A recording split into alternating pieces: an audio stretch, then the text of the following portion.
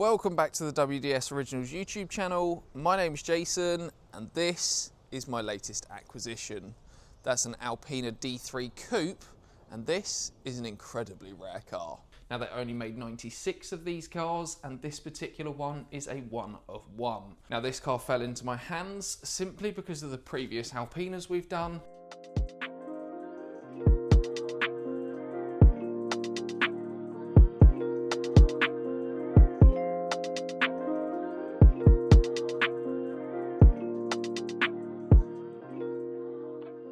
And sadly, this Alpina is no different to the previous Alpinas that we've rebuilt, as this one is knocking.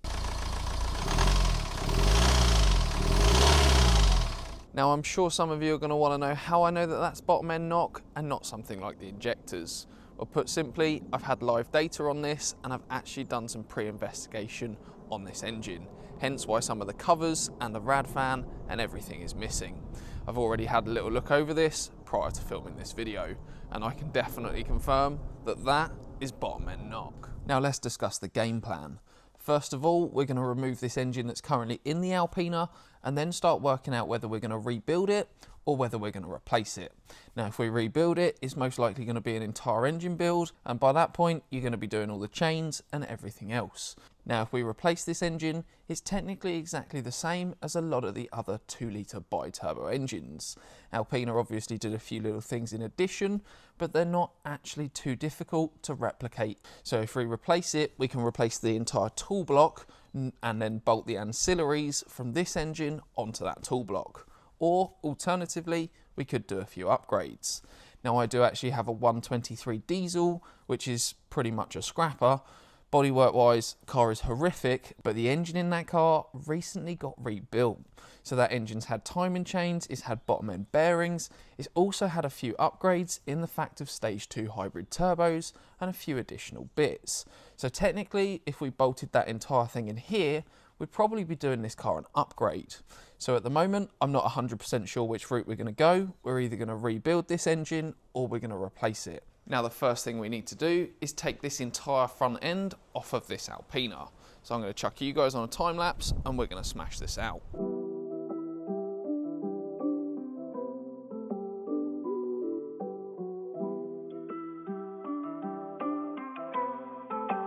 Ryan Little.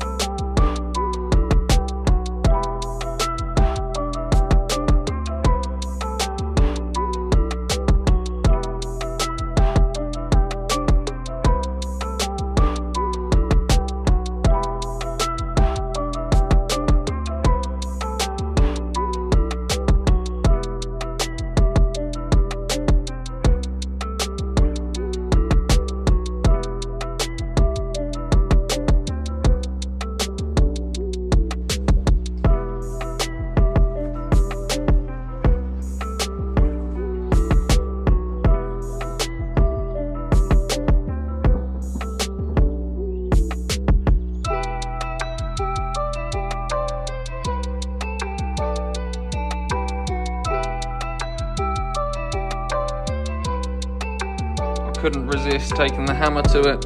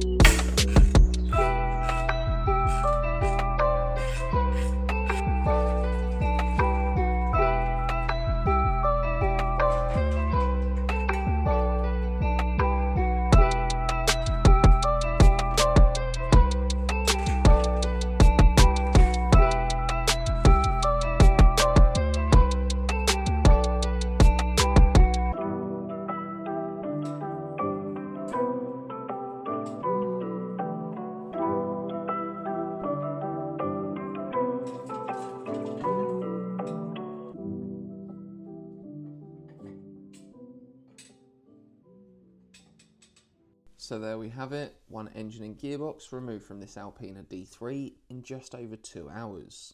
If you ask me, I'd say that's pretty good going. Now you can see in this gaping hole that we've got quite a lot of dirt and grime to clear up, but overall I was very impressed with how easily and smoothly this went. On the side you'll see everything laid out methodically, and this is so that I can reinstall everything and know where everything goes. So with the Alpina's engine out and on the floor outside, it was time to get this car out the garage and go and grab the 1 Series.